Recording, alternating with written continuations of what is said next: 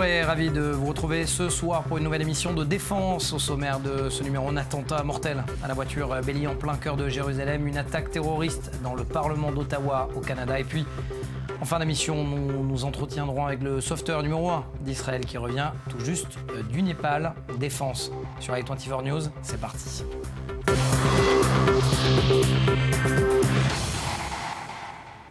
Attaque à la voiture Bélier au cœur de Jérusalem. Son nom, Abed Rahman al-Shalodi, membre du Hamas. 2 séjours en prison. Un premier en décembre 2012 et puis en février 2014. Vous les voyez sur ces images.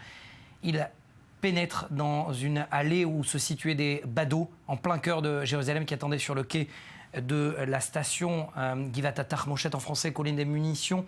Il est le neveu surtout de Al-Sharif, qualifié d'ingénieur numéro 2 après Yahya Ayash, un baron du Hamas. Concernant les pertes, eh bien, un bébé de 3 mois fauché alors qu'il était dans sa poussette avec sa maman. Pour en parler de cette nouvelle tension sécuritaire au cœur de Jérusalem avec moi, Maxime Pérez, bonjour. Bonjour Mathias. Vous êtes spécialiste des questions militaires sur i24 News. Nous ne parlons pas de l'armée, mais bien de la police. Doit-on être surpris de ce type d'attentat en plein cœur de Jérusalem à une heure de grande affluence ? Il était 18h à peine.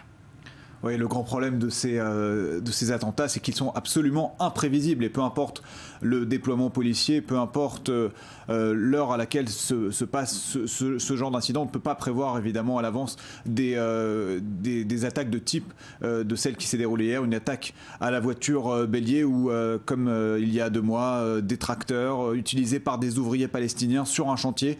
Ce sont des actes de terrorisme, et un terrorisme qui n'est pas possible de détecter, qui ne nécessite pas nécessairement une logistique, si ce n'est ce travail de renseignement sur le profil de ces hommes qui sont parfois recrutés sur des chantiers d'immeubles à Jérusalem ou dans... Mais c'est un travail de fourmi, Maxime, parce qu'il y a quasiment 800 000 personnes dans cette ville de Jérusalem.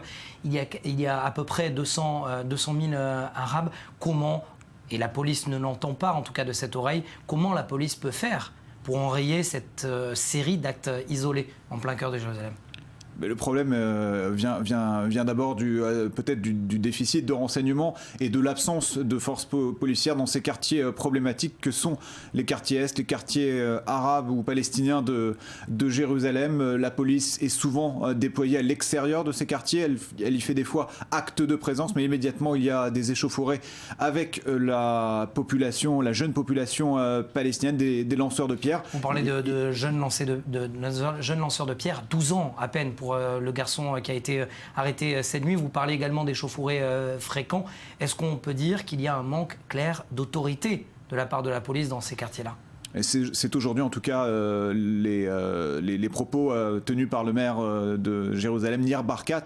Il y a un problème aujourd'hui d'autorité, de maintien de l'ordre public. On a d'abord affaire, avant de parler de terrorisme, à des violences urbaines classiques, comme il peut s'en dérouler dans n'importe quelle grande agglomération occidentale, européenne, même américaine. Et ces problèmes de violence urbaine se règlent d'abord par une réponse policière, une présence policière dissuasive, une politique également de tolérance zéro pour empêcher justement que ces émeutes ne se propagent à d'autres quartiers. On voit aujourd'hui que ce ne sont pas seulement des maisons juives ou israéliennes qui sont visées par ces jeunes lanceurs de pierres palestiniens, mais également le tramway, les transports publics. Donc ce sont tout ça des éléments qui ne touchent pas uniquement à la problématique des quartiers est de Jérusalem. Et c'est donc un problème de rétablissement de l'autorité de l'État également, qui doit être réglée rapidement par les autorités. En 2 mots très très rapidement, est-ce qu'en termes de renseignement, il vaut mieux que la municipalité, par exemple, change de tracé de tramway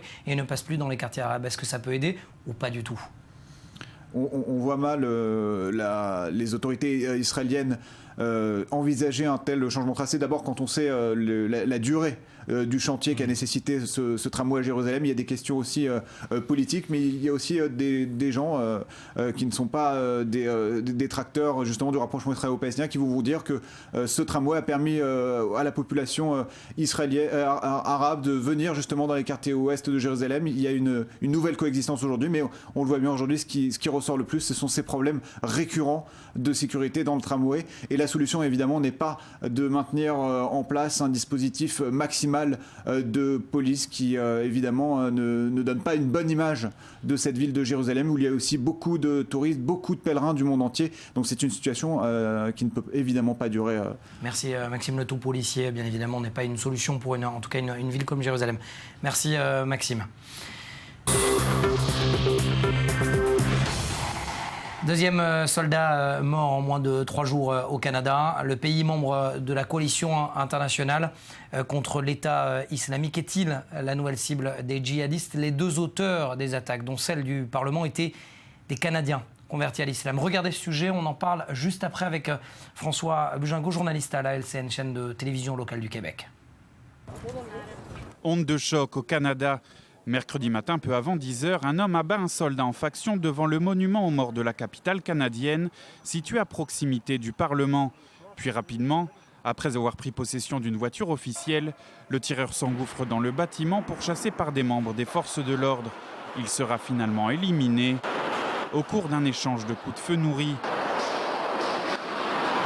Les policiers passeront plusieurs heures la zone au peigne fin afin de s'assurer qu'aucun autre assaillant ne se cache dans le périmètre. Au Canada, la terreur fait place à la stupéfaction. C'est en effet le 2e soldat tué par un membre de la mouvance islamiste radicale en moins de 3 jours. Lundi, dans la banlieue de Montréal, un homme avait délibérément jeté sa voiture contre 2 soldats avant d'être abattu par des policiers durant une course-poursuite. Les 2 terroristes, comme les a qualifiés le Premier ministre Harper, présentaient le même profil et étaient étroitement surveillés par les services de sécurité canadiens. Ils s'étaient vus retirer leur passeport, de peur qu'ils ne rejoignent comme une centaine de leurs compatriotes les champs de bataille du Proche et Moyen-Orient. François Bugingo, journaliste à la LCN, chaîne locale du Québec, bonjour. Oui, bonjour. Peut-on dire que le Canada est sous attaque? Ah oui, il y a absolument aucun doute là-dessus, d'autant plus que ça s'inscrit dans une série d'attaques qui ont été coordonnées depuis 72 heures. Je vous rappelle qu'il y a 3 jours, ici dans les environs de Montréal, où j'habite, à Saint-Jean-sur-Richelieu, un jeune homme aussi qui a été fanatisé, qui a été islamisé, a foncé volontairement sur 2 soldats qui sortaient d'un restaurant pour retourner à leur caserne, ce qui rappelle sans doute, vous vous souvenez, l'attentat à Londres contre le soldat Lee Rigby, qui avait été aussi pris en cible ainsi. Et d'ailleurs, dans la voiture, on a retrouvé un couteau, ce qui laissait penser que peut-être cet homme-là, s'il avait survécu à la chasse des policiers, il aurait eu la même volonté de décapiter ses victimes. Et puis hier, ça a été un moment de commotion comme on n'a jamais connu ici au Canada, un peu notre équivalent du 11 septembre, lorsque ce jeune homme, encore une fois, s'est introduit au Parlement après avoir agressé un garde en l'abattant. Ça a été la première victime, ce garde-là. Il avait visiblement pris les bonnes informations. Il savait très bien que ce jour-là, le Premier ministre et le chef de l'opposition étaient réunis en caucus dans 2 bureaux qui étaient quasiment côte à côte, et que s'il avait eu le temps de mettre en application son action, certainement qu'aujourd'hui on serait sans gouvernement, sans Premier ministre, un crime sans précédent dans l'histoire du Canada. Alors, 2 Canadiens convertis à l'islam, François, qui commettent des attentats. Le Premier ministre Stephen Harper, engagé dans la lutte contre l'État islamique, affirme, lui, qu'il ne cédera jamais face au terrorisme. A-t-il les moyens de l'assurer ? Depuis quelques jours, le ministre de la Sécurité intérieure disait que oui, on savait bien et qu'on était inscrit maintenant parmi les cibles prioritaires de ce groupe armé qui se fait appeler État islamique depuis la décision du Canada, depuis la décision du Parlement du Canada de s'engager au sein de la coalition pour le combattre. Donc oui, on savait bien qu'il y avait ce genre d'attaque qui allait survenir. Mais par contre, je dois vous dire, Mathias, que ce dont on parlait le plus, c'était le phénomène de ces jeunes Canadiens qui sont partis faire le coup de fusil en Syrie, en Irak, et qu'ils allaient revenir et qu'ils allaient probablement être dans le calme pendant quelques jours, devenir ce qu'on appelle des loups solitaires et un jour émerger et commettre des attaques. On n'avait pas anticipé ces jeunes-là à qui on venait de retirer leur passeport. C'est ça la coïncidence entre les 2 profils des tueurs. Ce sont 2 jeunes qui étaient radicalisés depuis peu, depuis pas longtemps, et qui avaient l'intention de partir d'abord en Syrie avant de revenir heurter et faire du mal à leur pays. Or, on leur avait retiré leur passeport. On s'était dit, très bien, le gros du travail est fait. Après tout, on les a désarmés. Maintenant, on se rend compte que même en restant ici, ils ont encore des ressources pour se radicaliser encore plus et passer de même à l'action. Est-ce qu'on a les moyens? On n'a probablement pas encore les moyens moraux, parce qu'il faut dire que nous étions un pays pacifiste, peu habitué à ce genre d'attaque, contrairement malheureusement à un pays comme le vôtre. Il va falloir énormément de ressources morales de la part de la population pour se dire ne pas sombrer dans la paranoïa, ne pas sombrer... Alors justement François, dans quel état et rapidement sont les Canadiens? Est-ce qu'ils sont en train de sombrer dans un état de psychose? Non, pour le moment, c'est le choc d'abord. On a été tétanisé pendant quelques temps. C'est dans les prochaines 48 heures qu'on va voir si ça va virer à la psychose. Hier soir, les 3 chefs de parti les plus influents au gouvernement fédéral, le Premier ministre, ont tenu des discours vraiment dignes des chefs d'État, dignes de personnalités d'État, où ils appelaient la population justement à reconnaître que c'est pas l'ensemble de nos compatriotes musulmans qui doivent être pris en cible, et que la gangrène du mal de l'islamisme ne vise qu'une petite minorité, qu'on devra travailler avec la communauté musulmane pour la combattre. Mais il faut dire que la nature humaine étant ce qu'elle sait, probablement que dans les prochains jours, on risque d'assister à certains dérapages, à certains actes qu'on pourrait qualifier de caractère islamophobe ou arabophobe. Mais je pense que oui, effectivement, le Canada a des ressources pour surmonter ce genre d'adversité. Merci beaucoup François Bugingot pour ce témoignage, ces explications, et surtout quand je sais vous avez une particulière courte nuit pour être avec nous ce matin chez vous et ce soir chez nous. Merci Mathias, vous êtes intéressé à nous. Au revoir. Au revoir.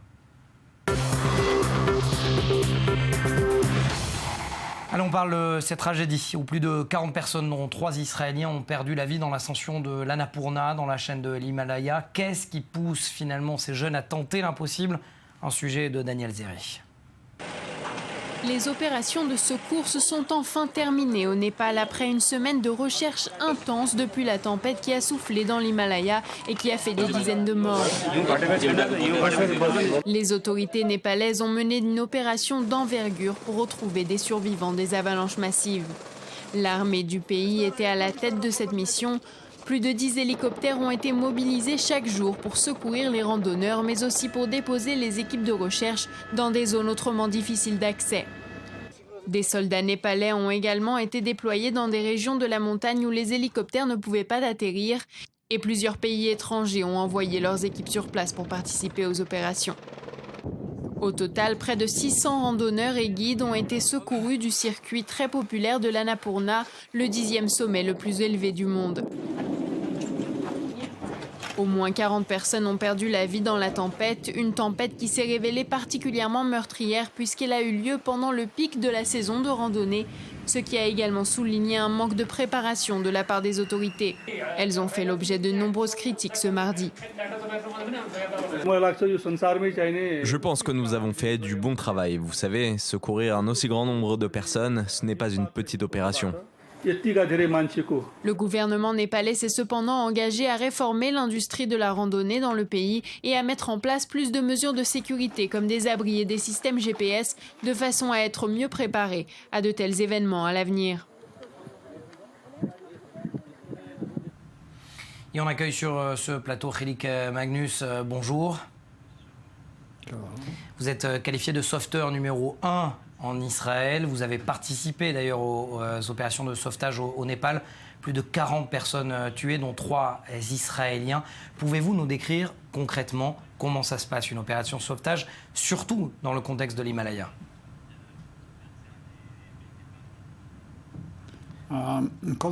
Tout d'abord, au moment où arrive l'information, nous essayons d'avoir une image de la situation pour savoir ce qui s'est passé, combien de blessés, quel type de blessures.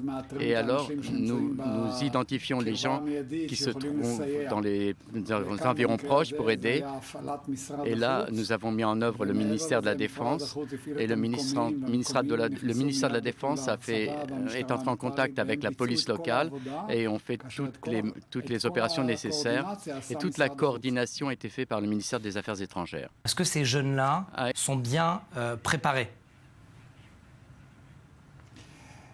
Les jeunes, en règle générale, de façon technique, sont bien préparés.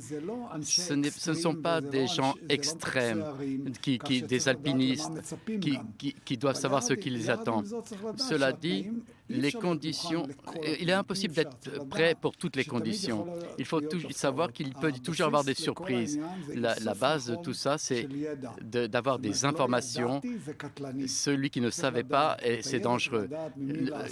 Partir en excursion, il faut savoir. Et ça, c'est le point. En un mot, si je quitte ce plateau et que je veux faire une excursion tout seul dans un bateau au large de la ville de Jaffa, par exemple, vous me conseillez, vous me dites prépare-toi d'abord et ensuite tu sors. Tu dois d'abord te préparer, savoir quel bateau choisir, quelle compagnie. Est-ce que tu as des objets de sauvetage et est-ce que tu es sûr que tu vas revenir en bonne santé à la maison? Il faut donc se préparer. Merci beaucoup, Rémi Manius, d'avoir été avec nous. Je rappelle que vous êtes le sauveteur numéro 1 en Israël. En tout cas, c'est comme ça que l'on vous qualifie. Merci d'avoir été avec nous. Et ce numéro de défense est terminé pour cette semaine. Retrouvez-nous en replay sur notre site www.i24news.tv. Soyez donc en sécurité dans le monde de la défense. Et à la semaine prochaine.